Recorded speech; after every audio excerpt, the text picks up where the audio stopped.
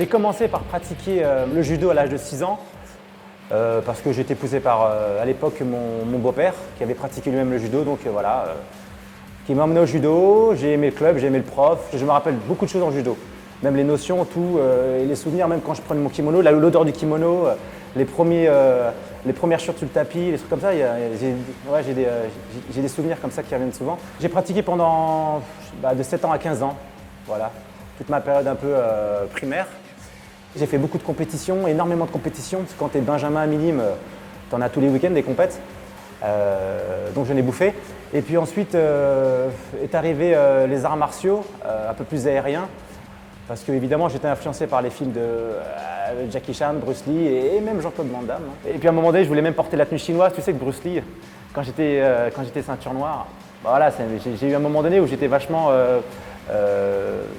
complètement immergé dans tout ce qui était asiatique. Ouais.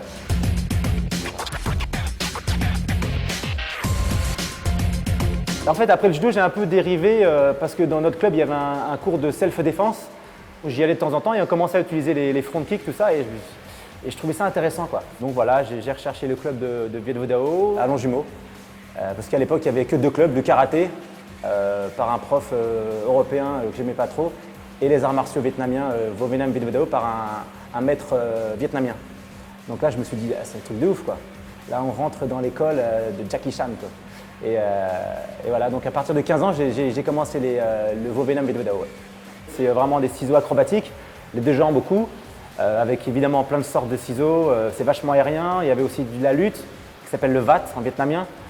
Donc du coup, j'avais un rapport aussi de judo avec, j'avais un peu plus de pratique à ce niveau-là. Et c'était un tout en fait, c'était vachement complet. Tu avais pied-point et du VAT.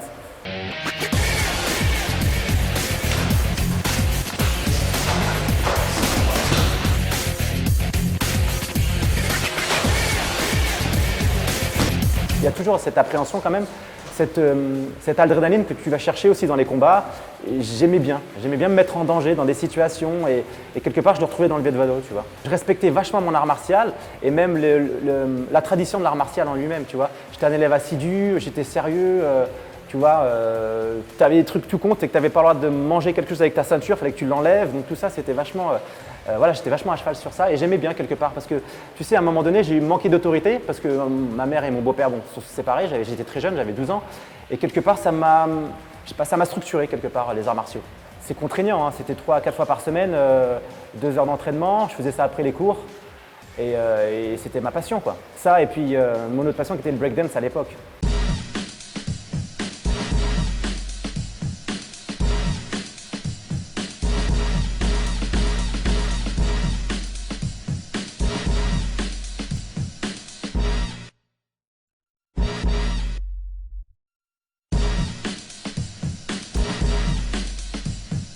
En fait, j'avais une passion avec mes potes d'enfance qui était le breakdance.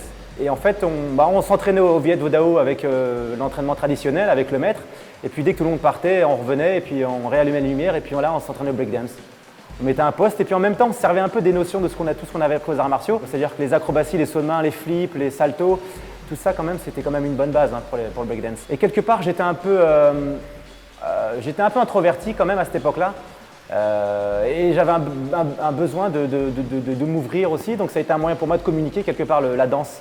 Et puis de me retrouver sur un podium, tu vois, on faisait des tremplins rap à l'époque. Donc on faisait ça en tant qu'amateur, jusqu'au moment où voilà, on a participé à un concours de mannequins sur TF1 à l'époque. Et le chorégraphe qui s'appelait Bruno Henry nous a repérés et voilà, il nous a dit putain les gars, vous avez une bonne énergie, vous devriez vous présenter, à mon avis vous avez vos chances, on y a été tous les 3 et puis on a été pris, quoi. On marchait beaucoup sur l'image à cette époque-là, même si on écoute quand même du son, tu vois, mais les gens aimaient le package, ils aimaient les 3 bonhommes de quartier avec une histoire, les copains, les chansons étaient sympas, le visuel était sympa aussi. I've been through it already, all the hate and scorn. Never escaping the demons from the day I was born. Forever making these reasons for my soul to be torn up into tiny little pieces, thrown down on the floor. And I don't have another choice, but all the choices to run from all the drama and the problems that'll never be done. Needing something to make me calm, ease the stress on my brain. The pain is draining me like needles that'll puncture my veins. I'm looking for a place to hide away from everything. To keep on picking at my soul like vultures back to remains with nothing to gain and everything to lose that I own. I feel the… Vers 2000, on est parti aux États-Unis États-Unis, on a fait un album qui n'a pas marché en France parce qu'on chante en américain, qu'il fallait des chansons en français pour le quota français des radios. Moi, j'ai eu mes 2 fils juste après, mon premier fils et puis mon deuxième fils 16 mois après. Ça m'a complètement changé, voilà, je suis parti sur une autre direction. Moi. Je les entraîne, tu vois, quand même, parce que j'aime bien quand même qu'ils sachent se défendre. J'ai envie qu'un peu qu'ils se fight quand même, parce que la vie, elle n'est pas facile et puis je pense que c'est une bonne image quand même de la vie. Il faut te battre. Et puis dehors, c'est aussi une assurance. Je sais que quand tu pratiques les arts martiaux ou les sports de combat, tu as une assurance, tu es un peu plus serein, tu es un peu plus. Voilà, tu as plus confiance en toi, quoi.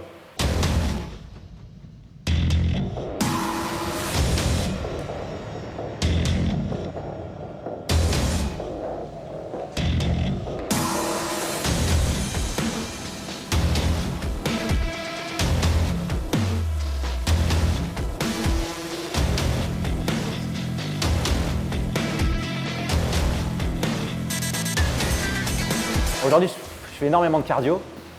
Je mange beaucoup de footing. J'en fais 3-4 fois par semaine. Je fais des sorties de 15 à 40 bornes. Je fais de la muscu en salle, tu vois, je m'entretiens. Et de temps en temps, quand il y a des stages de MMA avec Jean-François Salonog, j'y vais. Quand je peux, le problème, c'est que moi, aujourd'hui, je suis au théâtre tous les soirs. Donc, dès que je pratique bien, ça se voit, quoi. Si un jour, j'arrive à jouer avec des réalisateurs qui me font rêver, ce sera une consécration, tu vois. On appelle ça le TTC, un travail talent-chance. Hein. Il faut le bon moment, il faut ton moment pour que tu rencontres quelqu'un et voilà. On a tous envie de faire du cinéma. Mais voilà, ce n'est pas ma priorité, même si quelque part j'espère en faire un jour, mais ce n'est pas ma priorité aujourd'hui. Aujourd'hui, c'est d'être comédien, de vivre de ma passion. Donc je suis au théâtre maintenant dans une pièce que je joue depuis 2 ans et demi. Ça va faire bientôt 630 fois qu'on la joue, la pièce. Donc c'est un gros carton sur Paris, au Théâtre du Temple. Donc j'en suis fier, tu vois. En plus, l'auteur, quand il m'a approché, on n'avait pas de subvention, on n'avait pas de producteur. Donc on a mis quand même nos couilles sur la table en disant bon, voilà, on va le faire nous-mêmes, quoi. Donc, on a monté des panneaux, on les a peints, on a tout fait ensemble. Et aujourd'hui, c'est un succès, donc tu vois.